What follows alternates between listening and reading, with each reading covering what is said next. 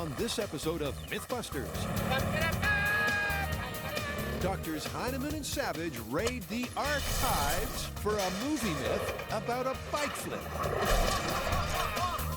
If you poke a pole in the front spokes, will it really flip out? Timing was perfect. If you say so, Junior. And Cary Grant and Tori are Breaking Bad We're busting out of here, see?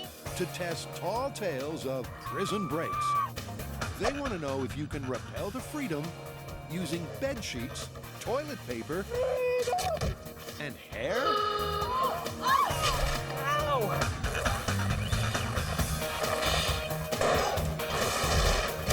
Who are the MythBusters? Adam Savage That's 100% wacky right there. and Jamie Heineman. Pain is your friend. Between them, more than 30 years of special effects experience. Joining them, Carrie Byron, Do it. Grant Imahara, Danger! Warning! Warning! and Tori Belleci. Okay, you want to play rough, little gopher? They don't just tell the myths, they put them to the test.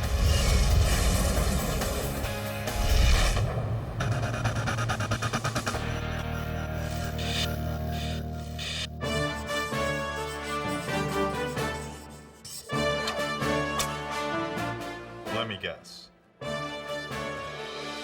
Indiana Jones? Yes, cast your mind back to Indiana Jones and the Last Crusade. Indy and his father are racing away from the Nazis on a motorcycle. Nazis come up alongside them and are about to get them, but Indy doesn't have a weapon. Quickly thinking, he grabs a flagpole, jams it in the front spokes of the Nazi motorcycle, The and... motorcycle flips up in the air, end over end. Bad time for the Nazi. Exactly. That is our movie myth. It's a classic scene from the silver screen. The Doctors Jones, Jr. and Sr., are being chased by the Third Reich on bikes. But a flagpole in the front wheel of the nearest Nazi and a motorcycle flip-out sees our hero escape with a trademark cheesy grin. This one's really interesting from a physics sense because when I look at that scene, it doesn't seem awkward or out of place, but it does beg the question, is it really that easy to redirect all the energy that's going this way to going that way? I'm thinking that we break it down to its constituent components, test each one, and then put them all back together for a full-sized finale. This will be fun. It's been years since I've been on a motorcycle. Ever since that gang, right? So first things first, it's a motorcycle myth, and we'll be needing a... That's a bike. exactly. Oh, it's lovely. I actually rode across the country in one of these things. No way. I'm just reeling from learning something about you I didn't know. It seems that there's a never-ending supply of those. It's a single-cylinder four-cycle. We call them a thumper. It's not like it's like an old-fashioned bike. Okay, it may be old-fashioned, but the movie bikes are vintage World War II. I know what you're saying. You're saying this really doesn't look like a vintage World War II era motorcycle, and it is. In fact, it's from 1981, but it is the exact model of bike used by the stuntmen to perform their stunts for Indiana Jones and the Last Crusade, which means that it, and not some vintage bike, is the perfect test platform for us for this myth. Now that that's sorted, let's kick things off as Adam and Jamie focus on the first aspect of the myth. Since this myth is all about the poking of a flagpole into the spokes of a motorcycle, one of the things we want to know is how fast can we poke a flagpole?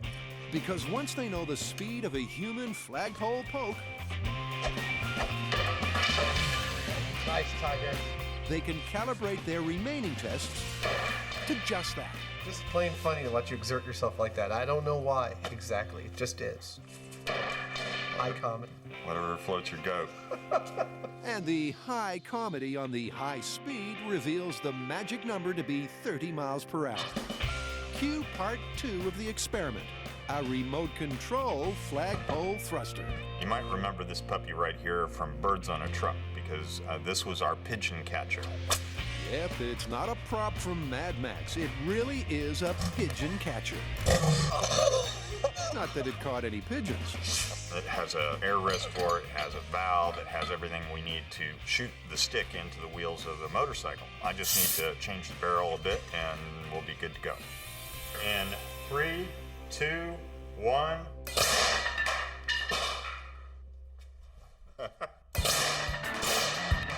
Yeah, that looked a tad faster than 30 miles an hour to me.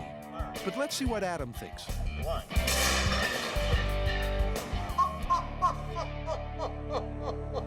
That might be a little too fast. That's what I said. Is everybody okay? That's dangerous. Yeah, we might have to tune that one back. The only problem that we're finding with this rig is that it seems to be giving us too much bang for our buck right now. One. That's 143 miles per hour. Almost no pressure in this tank. This valve is so big that the stick is still going at like 50 miles an hour, which is way faster than either of us could throw the flagpole. I'm not gonna get tired of that.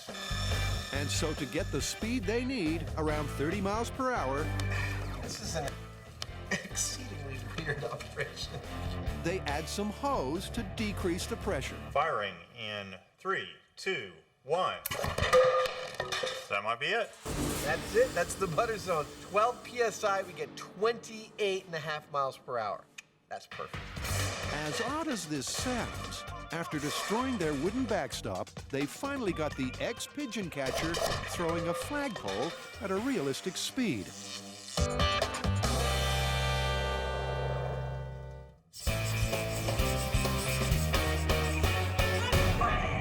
This might sound crazy, but a lot of the fans are saying that you can actually make rope out of toilet paper, and it'll be strong enough that you could scale down a jail wall and escape. Toilet paper? Are you serious? All right, well, if we're gonna do that, I think we should do the all-time classic, making a rope out of bed sheets. I know it's kind of out there, but let's also do the Rapunzel version of this, where you make a rope out of hair.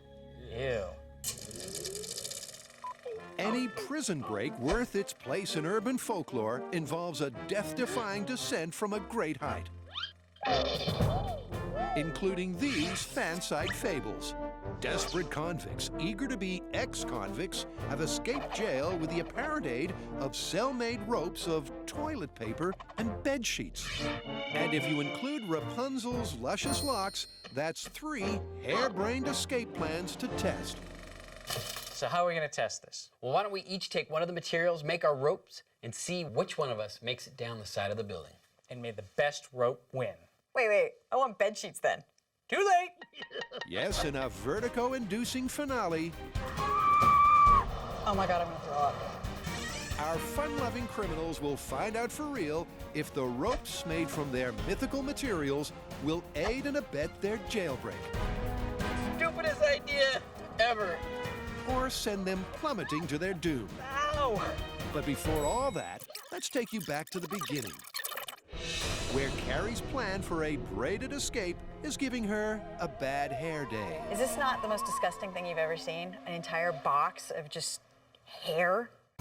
Yes, coming in at #1 on the weirdest raw material chart are 50 human hair ponytails. We have to break out of a building that's 14 stories high. So I have to make a rope that is 140 feet long. I think the difficulty here is not going to necessarily be the strength of the hair, because this feels really strong. I think it's going to be where the hair splices together. I have to come up with some sort of knotting or braiding system that it won't slide apart and, 100 feet down, I'm not just going to plummet to the earth. And it's gross. Meanwhile, Grant's mythical method is a little more conventional and a film fugitive favorite. So in order to make sure we have maximum authenticity here, we've gotten these bed sheets from our friends in Alameda County, and they're actual county jail linens. But he's not only keeping it real, he's keeping it simple. My plan is to extend them lengthwise so that they're the full 7 feet long, and then fold it into a rope-type shape and knot them together. And finally, Tori, who has some serious tensile strength issues with his authentic one-ply prison-issue tissue. There you have it. It's not strong enough. But he's a man with a plan. If you look at the toilet paper, it's perforated for your convenience of pulling off one sheet at a time. Already, it's got this built-in weak link. So I think twisting it, rolling it, will give me the extra strength that I need. Look at that. The same amount of toilet paper, just wrapped up, is strong enough to now hold the 3 kilos. So this is the way I'm gonna make my toilet paper rope. Adam and Jamie's past crusade to hold Hollywood to scientific account Oh, that's great! has given the team some memorable moments of movie mayhem. Bunches on the ground. Bunches on the ground. But on this last crusade, the team are tackling the tall tale that a stick between the spokes can cause a head-over handlebars flip. So far, they've got their bike and rigged a remote control flagpole thruster. So, what's next? When this bike is moving at highway speeds, the spokes are going so fast you can hardly see them. So what we need to find out is whether it's possible for a human to thrust a stick into those spokes fast enough to get them cleanly through there. And then once that occurs, what happens to the wheel? And to get the wheel spinning at chase scene speeds, 50 miles per hour, Adam whips up a dynamometer. So the dynamometer is fully built and constructed. It's ready to spin this wheel up, and I'm going to explain. I don't really need to explain how it works, do I? The motor drives the chain, drives the wheel, spins it up to speed, we poke it with the stick. It's pretty straightforward. And now it's time for the old spoke and poke test. So with the bike secured, this test is all about the space between the spokes and not the full flip. This is going to be cool. Will a flagpole thrust at realistic speed actually penetrate the wheel? 3, 2, 1. Apparently not. Well, that was a bit of a letdown. Yes, the stick just bounced right back out. And after a second test under the same conditions produces a similar result, the guys decide they're missing the point on the stick and on the wheel. Maybe we want to aim the stick back towards here. Like the movie, the guys were aiming at 3 o'clock. But as that last test showed, in the time it takes to hit the spokes at 10 o'clock, the flagpole can wobble free. So, take 3. Only this time, they're targeting 9 o'clock. Firing. 3, 2, 1. Perfect. Penetration, wheel stoppage, and as a bonus, some controlled mayhem. We broke some stuff. We successfully stopped the wheel with the stick, and that's great. That's 15 pounds coming to a dead stop from 50 miles an hour.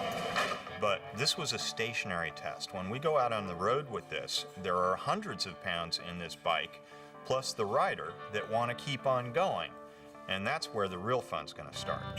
So, it turns out it actually is possible to get a flagpole in between the spokes of a motorcycle wheel while it's going 50 miles an hour. Yeah, you know, I don't see anything holding us up from putting this motorcycle on a trailer, dragging it behind a truck, and trying this test full size at speed. And then if there's any truth at all to this myth, bikes getting airborne. Exactly.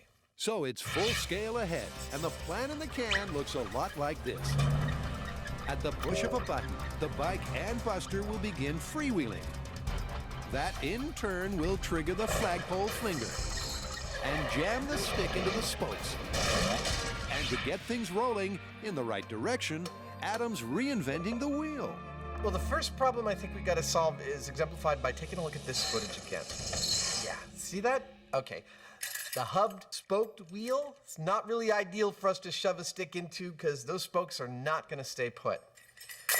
We need a wheel that can stay put under continued abuse for repeated tests, and we're going to use steel plate to do it. We've had 2 of these, plasma cut out of 1/4-inch steel plate. We're going to bolt them to one of the motorcycle rims, have a tire put back on it, and a couple of flange-mounted pillow blocks on the axle, and that ought to hold up to everything we can throw at it. The Road Warrior would be proud. This thing is absolutely as solid as a rock. It's perfect. For the Prison Break parable, This place can't hold me! Grant Iron Man Imahara, We're busting out of here, see? Carrie Knuckles Byron, I was free! and Don Salvatore Belleci Free, I tell you! are pretending to be put away in order to break out.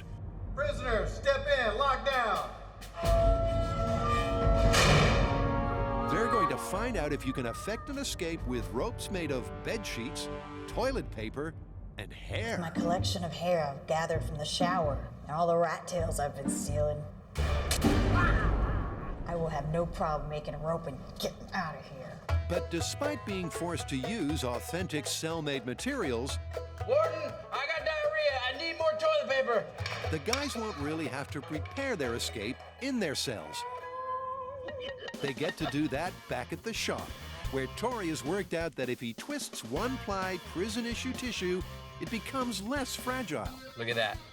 That's pretty cool. But can it really be made into rope? As you can see, I'm twisting the toilet paper into little strings. Once I have enough strings, I'll weave it into a rope, and hopefully that will be strong enough to hold my weight, and that'll be my ticket out of this joint. And this process is taking a long time, but let's face it, I'm in jail. I got nothing but time. Someday I'll be free. Ring. It may be time-consuming, but before modern manufacturing techniques, this is exactly how real rope was made.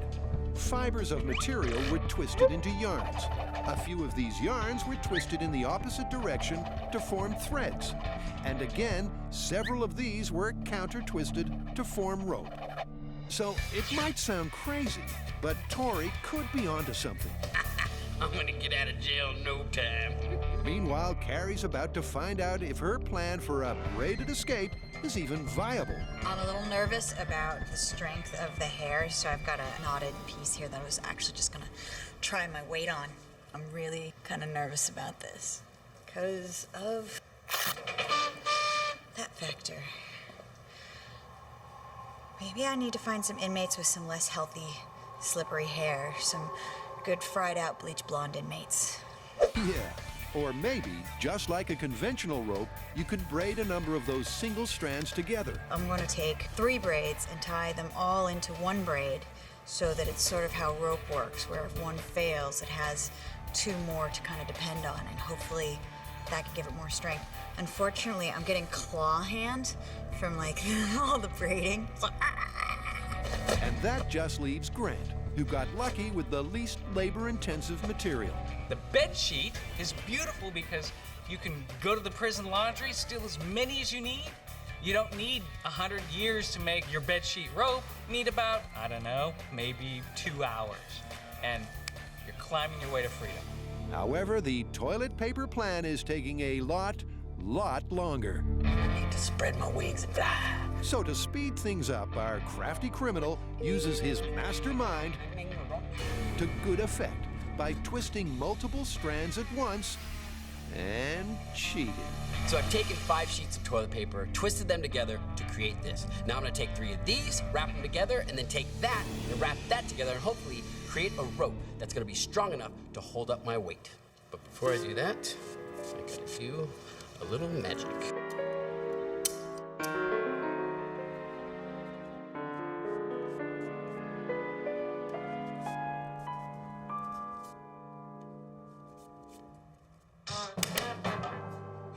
The amazing Balici.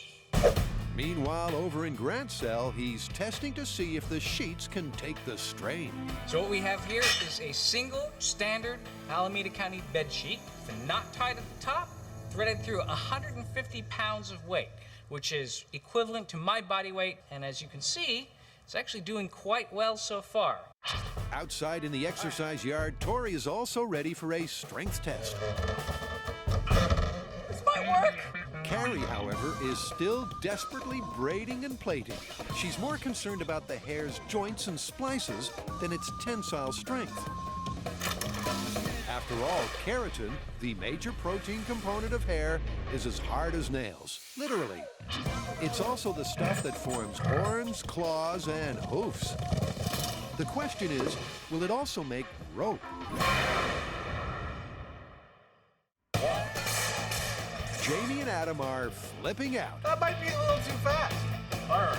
testing the movie myth that jamming a stick between the spokes will cause a motorcycle flip out. But they've got a tough build ahead. In order to go full scale with this, we need to both be able to hold this bike and let go of it at very precise timing. So we're going to start by building a trailer that holds it upright, that on the push of a button releases it, and then once it's released, we'll fire a stick right through those front spokes. In engineering terms, there's a mountain to climb. And what better way to show the passage of time than a montage?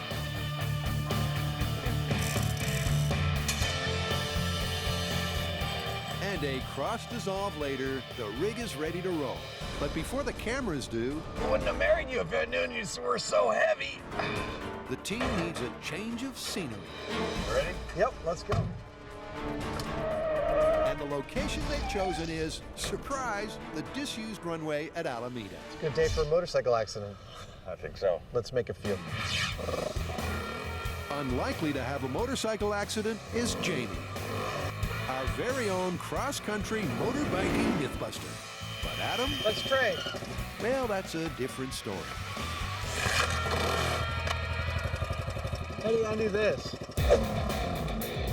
I'm not so sure this is a good idea. Adam on a motorcycle. Even with seat belts, I worry about Adam. Are you done yet? We got some work to do. Let's get busy. All right, let's do it. Oh! So while Jamie reassembles the trailer and release rig, Adam brightens up the bike for its big scene. And then gives Buster, Hey, little buddy. our soon-to-be crash victim, matching safety wear. You're not going to prison, you're going on a ride.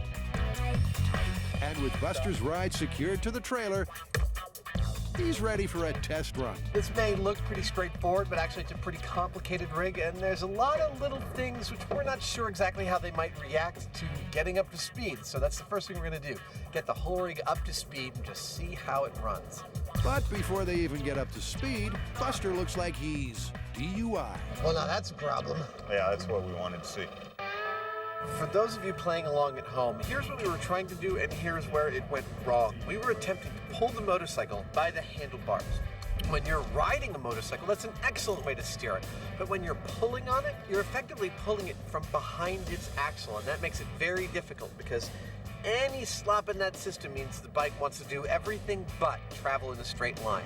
It's slowly creeping over. Yep, so we are going to modify our rig to pull the bike from exactly on its axle. We're gonna put in a 3/4 inch rod that is about 2 feet long. We're gonna put it up on a little shelf.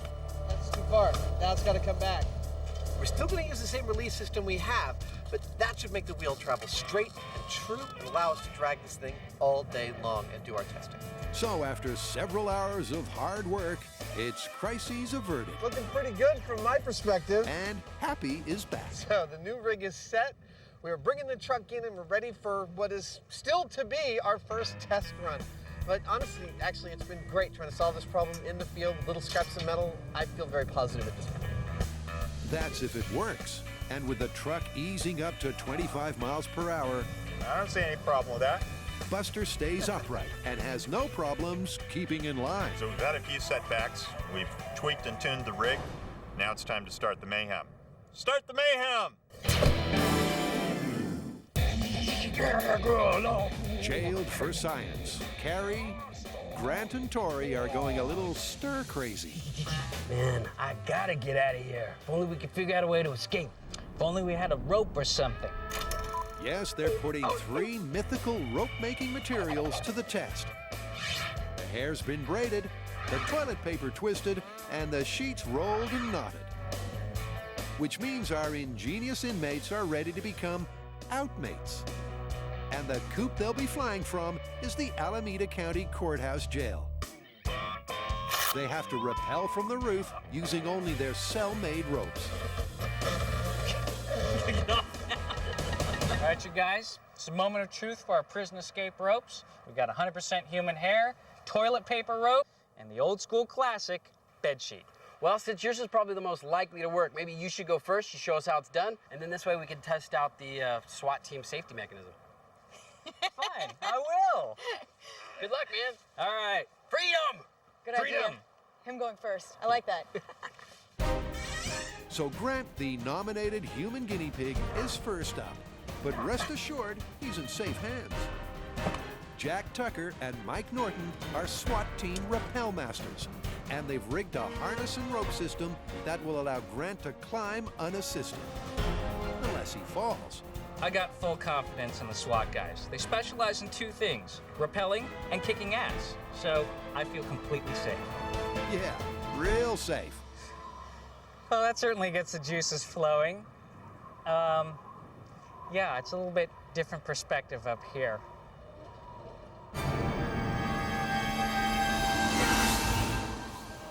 I can do this. With every inch of that terrifying drop playing on his mind, Grant forces himself to focus on prepping for the climb. So this is the moment of truth for my bedsheet rope. Can you actually escape using a bedsheet and not have it break? Okay, it's long enough. Okay. So careful observers may note that I'm wearing, in addition to my standard prison garb, a safety harness. Now the important thing is that the safety harness is only in case the rope breaks or there's some other problem. Okay, you guys, I'm ready to go. The bed sheet will be holding my entire weight the whole time. Here I go. Grant's first careful steps are onto a convenient ledge just over the edge. Holy sheep, that's high! But from here on in, it's down to Grant and those knotted bed sheets. All right, you guys ready? Ready? Go Here for we it. go with the old school bed sheet. Be careful, little buddy. Despite the concern below, the early signs are good. He's doing the walk down the wall thing. Oh, it looks like he's done this before. You broken out of jail before? Wow, those are holding up. The bed sheets are holding up. He's getting tired. Oh, man. The question now is, can Grant hold himself up? Oh, God. He's just hanging. He's just hanging. Hang on, buddy! Don't let go! You're almost free! Atta boy! This sucks. You can do it. I've got climbing experience, but there's nothing to hold on to up there except for the rope. Pretend like your life depends on it. Because it kind of does. It says, thank God that I got those big knots in there, because if I didn't have that, I'd be done. Oh, Grant, you're doing so good. You're almost there, dude. You're halfway there. The sheets are totally holding you up. There were a couple places where I couldn't quite get a foothold, and the rope just slipped through my hands, and that's where I got these hideous rope burns, which are really, really hurting. Oh, look at the pain in his face. Freedom's like 20 feet away. Yeah. Ow! Ow! Oh, yes. Yes. Yes. Yes. Yeah. Let go, you're there, dude. Yeah. I'm free! I'm free! Confirmed. Ow! Freedom. But with a bad case of rope burns. The good news is I can totally see why they put this in movies, because the entire time the bedsheet was solid. There was no ripping, no tearing, no giving way of the bedsheet. That was solid. And, you know, I had been in a little bit better physical condition, probably would have gotten down that no problem. And what that means is that scaling the jailhouse wall with a bedsheet rope is confirmed. I'm free!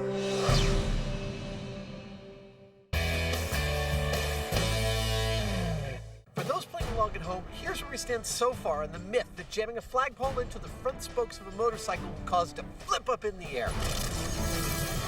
We've gotten a motorcycle wheel up to 50 miles an hour and found out that, yes, a human is totally capable of jamming a flagpole into that front wheel and stopping it. We broke some stuff. The question now is, if you're doing that to a motorcycle that's moving, will it have the effect that the myth states? The bike immediately stops and starts to cartwheel while going up in the air. Now we're going to see what happens for real. Okay, that's where we've been. But where are we going? So this is how this works. We're sitting on the back of a flatbed truck moving down the runway, and when I press this switch, I set into action a whole series of events. The first series of events he sets into action are our electrons moving down this wire. Those electrons working so hard and dutifully will get to this motor and start it to spin. This motor, mounted to this entire custom-built rig meant to hold this motorcycle in an upright position, will start this all-thread spinning. This all-thread is mounted to a nut in the center of the handlebars, keeping it attached to the rig. The nut in reverse will release the bike from the rig. When the bike releases from the rig, it'll trip this little blast switch. The brass switch will then send a signal to this 2-inch pilot valve, holding back 25 pounds per square inch of pressure inside the scheduled 40 accumulation tank, which we've custom built. The air, once released, will travel down this flexible hose into this cannon behind the hickory stick, sending the hickory stick through the spokes of our custom built motorcycle wheel, stopping the motorcycle on a dime, sending it up into the air, and hopefully having everybody cheering for science. And with the crowd expectant, The team set up and step up for the first test at 25 miles per hour. You know what I hope? What? I hope it works. Me too. All right, let's start it. Buster, looking every inch a crash test biker, tailgates the truck, ready for his moment of glory. 20 miles per hour. And once the team are at test speed, 25. Adam calls it. Firing in 3, 2, 1. And went through. It stopped the wheel. Okay, Will, stop. Slow down and stop. It all happened pretty fast, but a quick look at the high speed confirms the Rube Goldberg-esque rig worked like a dream. Jamie hit the switch, Buster was released. Oh, I see it flicking the switch. The cannon fired, and the flagpole was jammed into the spokes, Timing is just dead on. giving Buster a taste of asphalt. How you doing, buddy? But there was no sign of the mythical flip. It couldn't be better, but I didn't see no Michael Flippo. Yep, no Bico Flippo, more of a Bico Topolo. So, what's next? The next thing we're going to do is ramp the speed up a little bit so that the bike will tend to want to stay upright for longer. And we'll probably get a little more energy in the process, which means a bigger flip if we're going to get one at all. So it's take two. Holding up well. And this time they take the truck to 40. 40 miles per hour. Okay, firing in 3, 2, 1, go. Oh! Okay, you can stop. Tell them to stop. Stop. So the additional momentum didn't help the bike get airborne. Instead, that extra energy was used to snap the flagpole in half. You know what? That right there is the test. You know, that's the test. Yeah. And it didn't work. It broke the stick. I think that was the circumstances of the myth right there. We got the bike going at 40 miles per hour. We got the stick firing perfectly into the spokes. It didn't stop the bike. It didn't flip the bike, and it broke the stick. So what's next? Stronger stick. That was the circumstances. Let's try and get the results with a big fat steel stick. Steel it is. Yep, just like Buster, the myth is down, but not quite out. Carrie, Tori, and Grant have had success with the first of their Rappel to Freedom tests. I'm free! I'm free! This myth is absolutely confirmed, and I love it when myths are confirmed. The rope did not break. You can make a bedsheet rope and escape from jail. Let's not air this in the prisons. That's one down, literally, I'm free! with 2 to go. Now that the sheets are confirmed, it's time to see if all your hard work is going to pay off. You look kind of nervous. Are you okay? I am kind of nervous. All right, good luck. See you on the outside. I'm not afraid of heights, but I'm really afraid of falling. And I'm not a mountain climber. This will be the first time I really will have done anything remotely like this. So, yeah, I'm nervous. Oh my God, I'm gonna throw up. And no wonder she's nervous. It's clear hair isn't exactly an ideal rope-making material. I was watching her form the rope, and there were many times where she had to take it apart because she would test it and it would just go whoosh. She's got multiple strands, you know, forming a big, thick rope of hair, but I don't know, at this point, my confidence isn't especially high. And neither is Carrie's. Whose hairball idea is this? Well, it's a harebrained plan for sure, but it's too late to turn back now. We're about to find out if that hairy lifeline will cut it. Man, oh, it's looking pretty good so far, actually. Well, the hair is It's holding up. That's great. It's incredible how strong it is. Whoa! It defies belief, but Carrie's descent is being supported by nothing more than a 140 feet long triple braided ponytail. How's it going, Carrie? I see split ends. You should have used conditioner. They're split ends. Hair care issues aside, Carrie's descent is going spectacularly well. You're almost free! The redundancy of the 3 separate braids seems to have solved the splice slipping problem. Oh, yeah! And her technique of sliding instead of climbing is just perfect. You did it! The hair didn't break! I've got to say, I'm totally amazed. My hands, a little jacked. This rope is composed of hair that's braided. And if you look at it, it's actually kind of springy, which is just crazy. It's effective. Disgusting, but effective. Yeah! Oh my God, that was so scary. Yeah. And the hair didn't break. I can't believe it didn't break. It was like I'd slide, grab a knot, slide, grab a knot. But the whole time I was just like, it's coming undone, it's coming undone, it's coming undone, it's coming undone. The only part it got really hairy, I would say it was actually, there's a portion in the middle where the hair's really thin, and I actually watched a little piece of hair go like this in slow motion, and I was just like, going faster, going faster. Then, when I was right close to the ground, I had about a foot, then I kind of dropped a little bit. That's the only time I actually felt the rope, kind of the belay, was the last foot. The whole time, that was sheer human hair strength. Incredible, but true. But unlike the bed sheets, the guys are reluctant to call this one confirmed. The hair worked, and it didn't break. I mean, it's not the most practical technique, but I mean, if you can get that amount of hair and braid it together, you can make rope and escape. Yeah, unless your name's Rapunzel, getting that amount of hair could be an issue. But as a mythical rope-making material, it does actually work.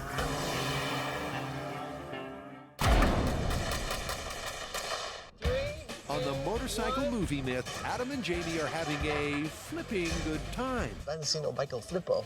But so far, there's been no sign of the mythical head-over handlebars flip. Okay, you can stop. So they decided to beef things up a bit. So at 40 miles an hour, hickory didn't really cut it. So this time, we're going to use a steel pipe. This is about 8 times as heavy, and it's going to do something pretty violent.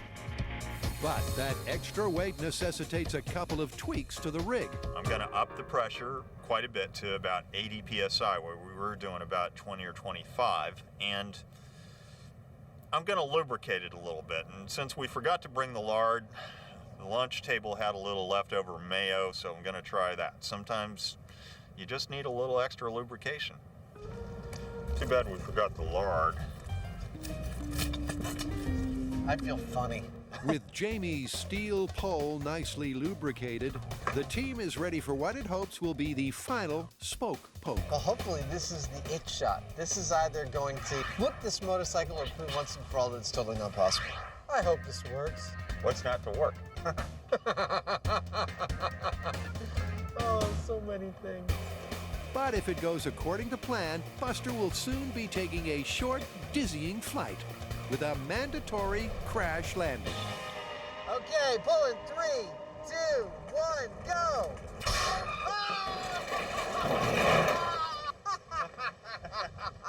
Give me 5 there. Another smooth execution by the rig, and you could say the guys are pleased. Well, that seemed to work just beautifully. It doesn't get any prettier than It was that. flawless. And the bike did not flip. No, the No tire skidded. You know, that's it. That's the perfect test. It's forward momentum. It doesn't transfer immediately to vertical momentum. It makes all the sense in the world now that I've seen it happen. You know, you could stop the bad guy that way if you happen to have a steel pipe, but it's not getting airborne. It won't happen. It's going to do exactly that. Dude, that totally worked. Wicked A. The most important thing to keep in mind about this test is the traction between this wheel and the road surface. Nice work, Buster! If you bring the wheel to a dead stop, like you will if you put a stick between the spokes, it's going to skid. You're going to lose control. It'll slip out from under the bike and it's all over. It will not get it airborne like it did in the movie. Oh, so satisfying. So, no Biko Flippo, even with the mayo. You know what we have to do, though, now? We have to finish on a bike that's doing a flip. Hook or by crook, we have to finish with that. Physics 1, movies 0. And so it's back to the shop to square the account and find out the physics of film effects. Dude, check this out. It looks like this whole scene is just a trick of editing. You can see that when the bike takes off, it's totally stationary. And if I frame forward a couple frames, you can see a small explosion underneath. That's a classic Hollywood sleight of hand. Yeah, it's pretty clear that if we're going to do this Hollywood style, we're going to need some explosives to get that bike in the air. We need a boom. Exactly. Yep, so the key is TNT. And with that in mind, our special effects specialists get back to work. This is what is known as a mortar. Now this is what is going to make the bike do what we couldn't do with a stick through the spokes. We're going to fill this with gunpowder, we're going to put it underneath the bike, and it's going to fire a bunch of black powder, shooting the bike way up in the air and spinning while it does it. To survive that black powder-powered flight, the bike gets a once-over from Adam. This may look like an ordinary bike, sure, but in fact, this bike has now realized the dream of all bikes, which is to be a stunt bike. I've reinforced its skeletal structure so that it can be punched from behind the engine and fly up in the air to glory. Sounds great, unless your name happens to be Buster. To get to the bottom of the toilet paper jailbreak, Oh, this prison food's killing me. You need to put more fiber in the damn food! Tori has taken a swipe at making a rope from genuine one-ply perforated prison poop paper. So my toilet paper rope is done. It's taken me a long time, and it looks like rope. However, it's still only toilet paper. So I'm hoping it's gonna be strong enough to hold up my weight. His chances are made of paper. His escape technique's paper thin. We better get out of here. They're gonna put us in the loony bin. Toilet paper rope, escape. Probably the stupidest idea ever. It's not that stupid. You've got stupider ideas. I'm gonna kick your butt if I survive, Grant. Watch that first step. She's a doozy. And that first step is also the crucial moment when nothing but toilet paper is taking Tori's weight.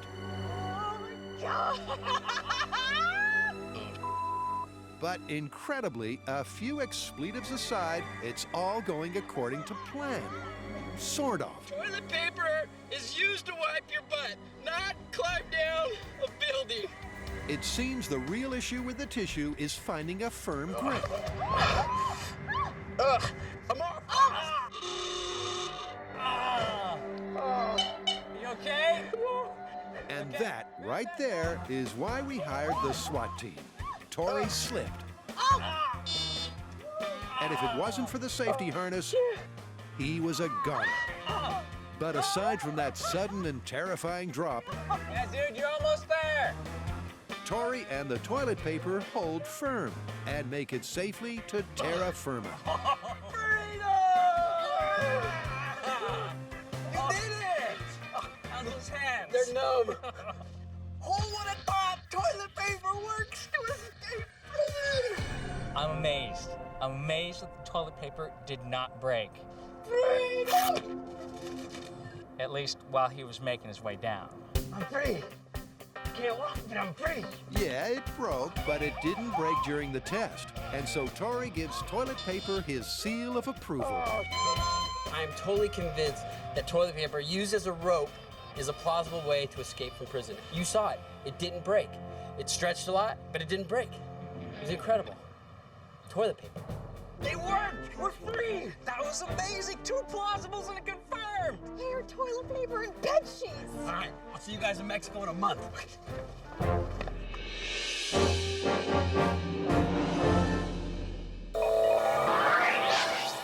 Welcome back. Here's where we stand. We have already busted the myth that if you jam a flagpole into the spokes of a motorcycle at speed, that it will flip end over end. Totally not possible within the laws of physics. Now, Jamie and I are going to do it Hollywood style with our favorite tool, explosives. In Hollywood, also, geeky television show hosts get to dress up like their favorite movie heroes. That's the only crack I know. I can't crack like that, Al. Pretend to be in one of their favorite movies.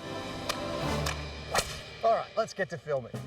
And to make sure this silver scene recreation is spot on, the bike and Buster get a makeover by the wardrobe department.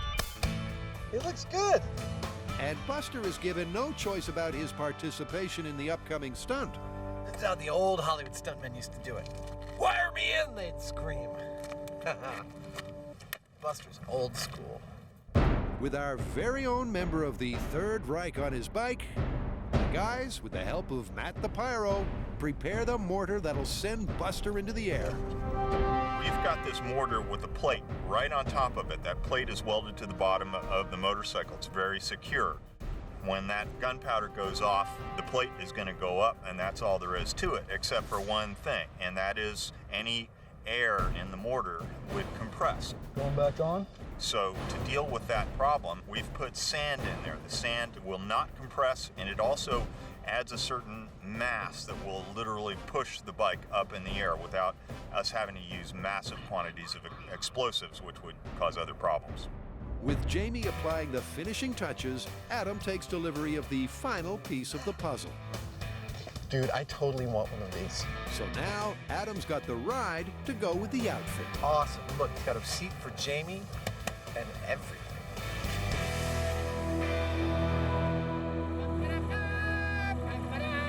Cue one very happy, geeky TV host. Have you ever heard the term nerdgasm? And with that out of his system, it's stunt time. It's like nerd fantasy camp. Okay, so here's how the MythBusters big budget movie shot is going to break down. Jamie and I will start the motorcycle and sidecar about 100 feet behind our stunt cycle. We're going to drive right past it, and then we'll get 100 feet ahead of it. The pyro's going to detonate the charge in this. Our stunt buster is going to fly up in the air end over end, and the long lens that we're shooting it from is going to make it look like we're a lot closer to the explosion than we actually are. You ready, old man? You got a taste for adventure? Okay. Here we go. So everyone, including Buster, is all set. Adam and Jamie roll up to speed, and Matt waits with his finger on the detonator. To get the shot, the timing, camera angle, and flight of the bike has to be just so. And that couldn't have gone better. Well, the timing was perfect. If you say so, Junior. Well, let's check the footage. The mortar exploded as Adam and Jamie hit their mark. And Buster, the chasing Nazi with the stick in the spokes, goes head over handlebars. Awesome. I'm seeing it go ass over tea kettle. That's exactly what it looks like in the movie. Yep, as a quick comparison confirms, the guys got the shot. It's beautiful. So you may watch this and still think, well, I think it could happen if the motorcycle under the right conditions. Let me point out. This stick in the wheel made the motorcycle skid. How much energy did it take to make the bike go completely vertical? Enough energy to crush this 3/8-inch thick steel plate and crack the frame in like 19 different places. That's a hell of a lot more energy than you can generate with a wooden stick. Myth busted. And now Buster, for doing such a good job, gets his reward. He really likes it this way. Nice work, Buster! Nice work!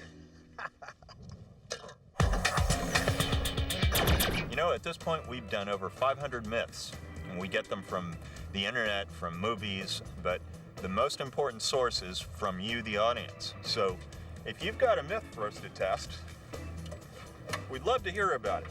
Log on to discovery.com/mythbusters, and if it's any good, we'll use it.